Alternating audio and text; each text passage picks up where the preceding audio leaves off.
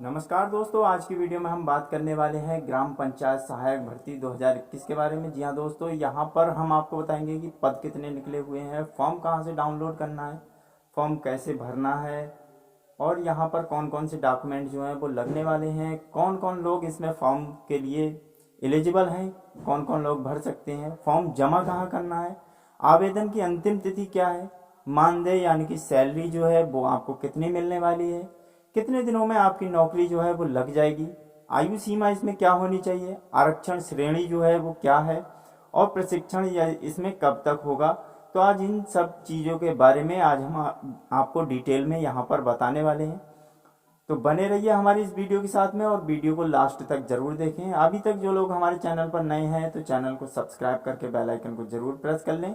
उसका फ़ायदा ये होगा कि जब भी मैं कोई नया वीडियो अपलोड करूंगा तो उसका नोटिफिकेशन आप लोगों को मिल जाएगा और आप लोग उस वीडियो को देखकर उसका लाभ उठा सकते हैं। तो यहाँ पर जैसा कि आप लोग देख रहे हैं कि आपके सामने ये फॉर्म जो है वो फॉर्म आ चुका है खुलकर। तो इस तरीके का फॉर्म आपको कहाँ से लोड करना है, कहाँ से मिलेगा, ये भी मैं आपको इस वीडियो में बताऊंगा। किस तरीके से भरा जाएगा ये भी मैं इस वीडियो में आपको यहाँ पर बताने वाला हूँ।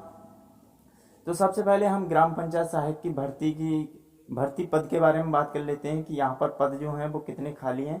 तो यहाँ पर आप लोग देख रहे हैं कि मनोज कुमार सिंह जो कि अपर मुख्य सचिव उत्तर प्रदेश प्रशासन के हैं। तो यहाँ पर इनकी तरफ से ये वैकेंसी जो है उत्तर प्रदेश सरकार की तरफ से निकाली गई हैं।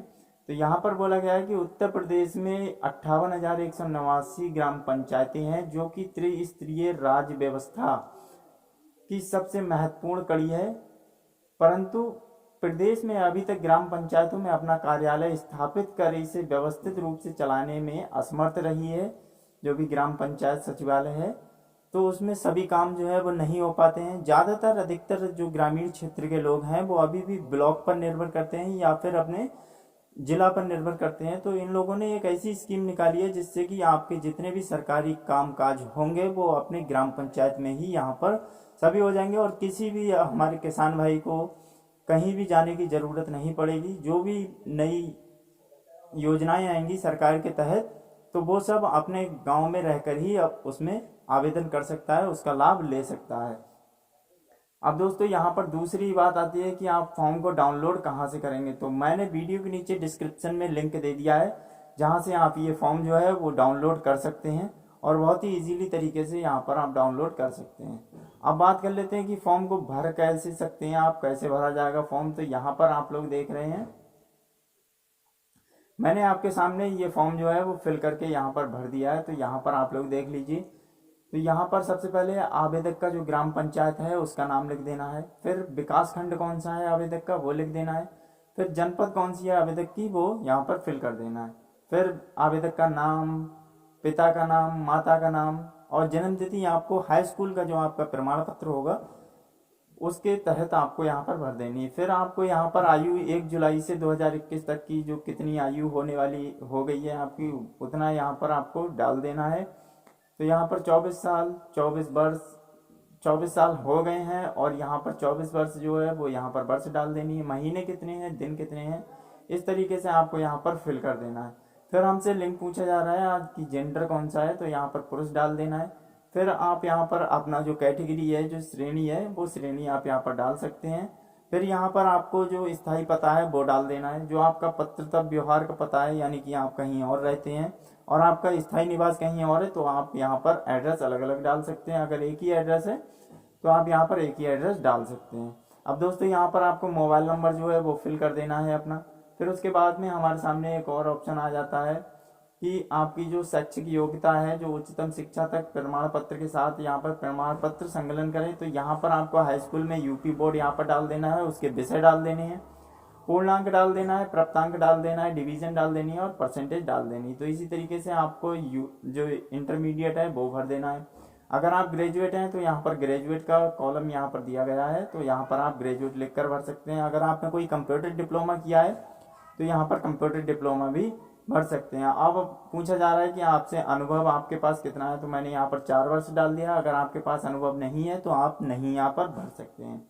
अब दोस्तों दूसरी बात आती है ये कि कोविड-19 से मृत व्यक्ति के वारिसान के रूप में आवेदन किया जा रहा है। अगर मान लीजिए ये जो कॉलम है वो उन लोगों के लिए है कि जिन लोगों के परिवार में कोविड-19 के समय या फिर कोविड-19 से जिन लोगों की मृत्यु हो गई है जिनके परिवार में, तो उनके परिवार में अगर कोई फॉर्म डालता है तो आपको यहाँ पर हाँ लिख देना है। और सबसे पहले वरीयता उन्हीं लोगों को दी जाएगी जिन लोगों के परिवार में किसी की मृत्यु हो गई है कोरोना काल में।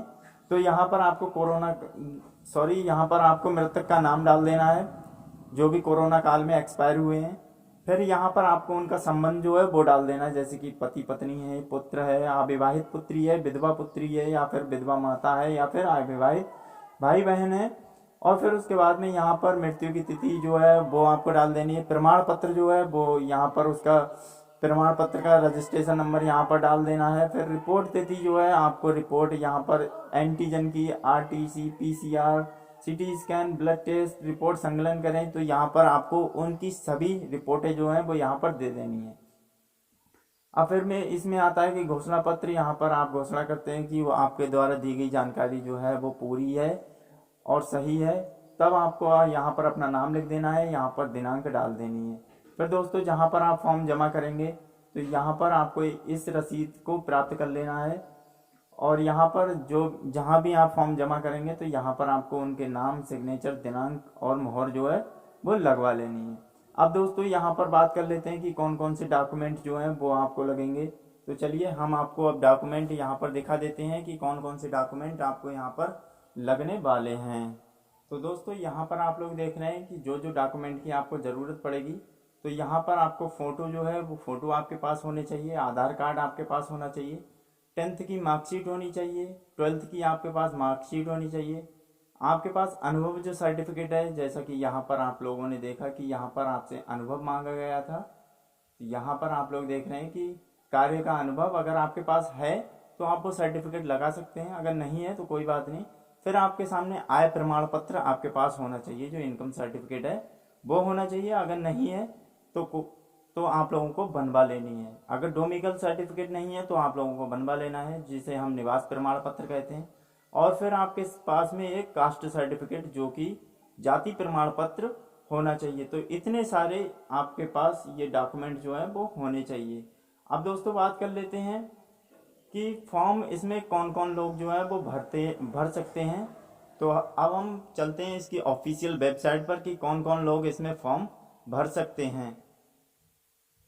तो यहाँ पर दोस्तों आप लोगों को बता दिया जाए कि ग्राम पंचायत सहायक अकाउंटेंट कम डाटा एंट्री ऑपरेटर हेतु अर्हताएं। तो यहाँ पर जो पंचायत सहायक है, अकाउंटेंट कम डाटा एंट्री ऑपरेटर के लिए न्यूनतम जो शैक्षिक योग्यता है वो उत्तर प्रदेश माध्यमिक शिक्षा परिषद द्वारा संचालित इंटरमीडिएट परीक्षा उत्तीर्ण या फिर राज्य सरकार द्वारा इसके समक्ष मान्यता प्राप्त कोई भी अर्हता होगी।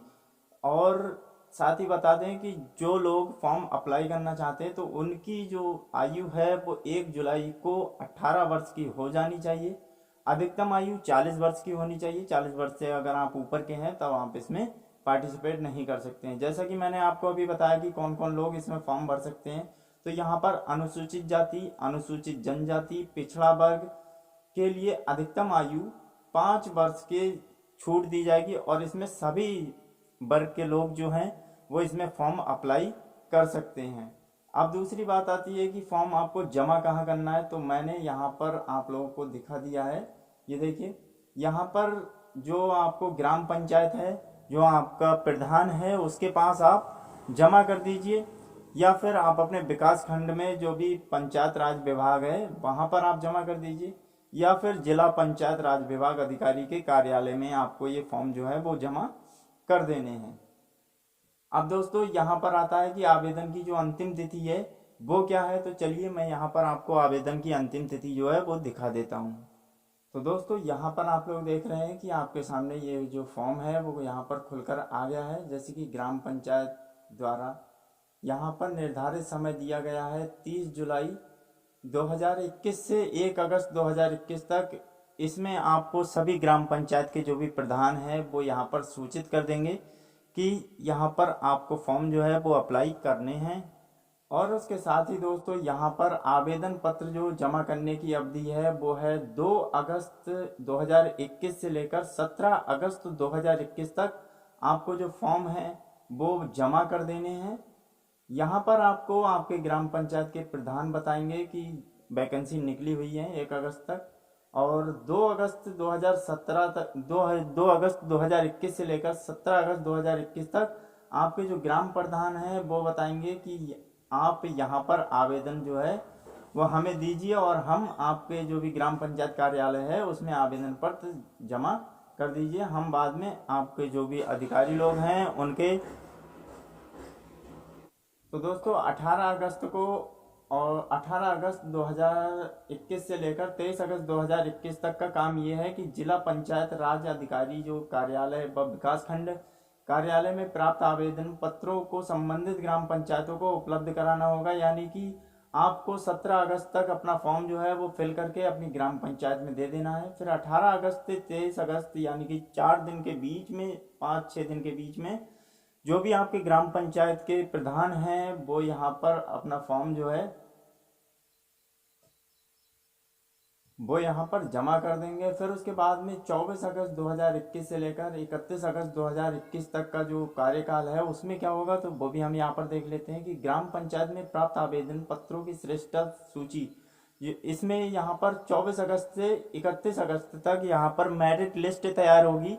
जिसके भी नंबर ज़्यादा होंगे हाई स्कूल और इंटर में उसको सबसे पहले वरीयता दी जाएगी, तो उसका नाम ही यहाँ पर सबसे पहले नंबर पर आएगा। फिर उसके बाद में 1 सितंबर से लेकर 7 सितंबर तक यहाँ पर जिला अधिकारी की जो अध्यक्षता में गठित समिति द्वारा परीक्षण की स्थिति होगी। यानी कि आपको 1 सितंबर से लेकर 7 सितंबर तक यहाँ पर उनके द्वारा पूछे गए सवालों के जवाब देने होंगे। आपको किसी भी टाइम यहाँ पर बुला सकते हैं, आपका परीक्षण किया जाएगा।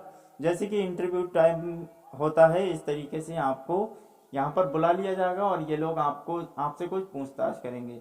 और फिर जो जैसा कि मैंने आपको बताया था कि आपकी जो नौकरी है वो कब तक लगेगी, तो यहाँ पर मैंने बोला था कि प्रशिक्षण आपको कब तक यहाँ पर मिलेगा। तो यहाँ पर प्रशिक्षण आप देख लीजिए कि आपको 1 सितंबर से लेकर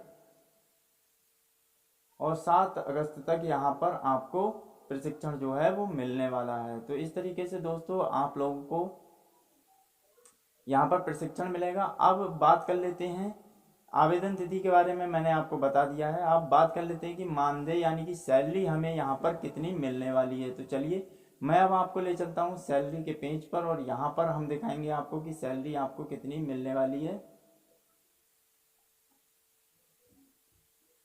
तो दोस्तों यहाँ पर आप लोग देख सकते हैं कि मानदेय यानी कि सैलरी यहाँ पर आपको कितनी मिलने वाली है। तो यहाँ पर संविदा पर अपनी सेवाएं ग्राम पंचायत को उपलब्ध कराने वाले पंचायत सहायक अकाउंटेंट कम डाटा एंट्री ऑपरेटर को ग्राम पंचायत द्वारा उसकी सेवाओं के बदले में 6,000 रुपये प्रति माह 6,000 रुपये प्रति माह का भुगतान किया जाएगा। उक्त धनराशि का भुगतान ग्राम पंचायत द्वारा वित्तीय आयोग की धनराशि, ग्राम निधि तथा अन्य योजना अंतर्गत उपलब्ध प्रशासनिक मद हेतु अनुमान्य राशि से किया जाएगा। यानी कि आपको यहाँ पर 1 महीने के 6,000 रुपये दिए जाएंगे इस काम को करने के लिए। अब दोस्तों मैंने आपको बता दिया कि जो आपकी नौकरी है वो कब तक लग जाएगी। तो यहाँ पर आपको सितंबर में आपकी नौकरी जो है वो कंप्लीट हो जाएगी।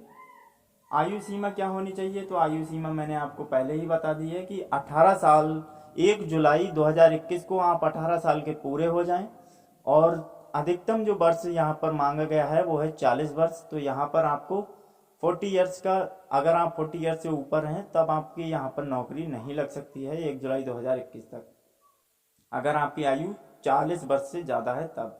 अब दोस्तों बात कर लेते हैं कि आरक्षण जो है वो आरक्षण श्रेणी क्या है। तो चलिए मैं यहाँ पर आपको आरक्षण श्रेणी जो है वो दिखा देता हूँ कि आपको आरक्षण में क्या क्या यहाँ पर देखने को मिल जाएगा। तो दोस्तों जैसा कि आप लोग यहाँ पर देख रहे हैं आरक्षण, तो आरक्षण की व्यवस्था इस प्रकार होगी कि पंचायत राज अधिनियम में दी गई व्यवस्था के अनुसार जो पंचायतें जिस श्रेणी के लिए आरक्षित हैं उन पंचायतों में उसी आरक्षित श्रेणी के पंचायत सहायक का चयन किया जाएगा। अर्थात जिन पंचायतों के प्रधान पद अनुसूचित जाति के लिए आरक्षित हैं, यानी कि जिस गांव में प्रधान जो है वो अनुसूचित जाति का है तो उस गांव में जो कंप्यूटर सहायक हैं वो भी अनुसूचित जाति के ही लगेंगे। अगर वहां पर अनुसूचित जाति की फीमेल प्रधान है तो वहां पर अनुसूचित जाति की फीमेल ही कंप्यूटर सहायक का काम कर पाएंगी। अगर वहां पर अनुसूचित जाति का मेल है कोई प्रधान, तो वहां पर मेल ही सिर्फ कैंडिडेट अप्लाई कर सकते हैं। और आगे देख लेते हैं कि उनमें अनुसूचित जनजाति का जिन पंचायतों में प्रधान पद अनुसूचित जनजाति के हैं, वहां पर अनुसूचित जनजाति के तथा जिन पंचायतों में प्रधान अनुसूचित जनजाति महिला, तो जैसा कि मैंने आपको पहले ही बताया कि, तो यहाँ पर आप देख भी लीजिए कि अनुसूचित जनजाति महिला, अनुसूचित जनजाति महिला पिछड़ी जाति की महिला व महिला के आरक्षित हैं, वहां उसी श्रेणी की महिला अभ्यर्थी का चयन पंचायत सहायक अकाउंटेंट कम डाटा एंट्री के ऑपरेटर के रूप में किया जाएगा। अब प्रशिक्षण के बारे में मैंने आपको बता दिया है कि आपको 6 दिवसीय प्रशिक्षण जो है वो मिलेगा यहाँ पर। तो आई होप आप लोगों को ये जानकारी जो है वो अच्छी लगी होगी।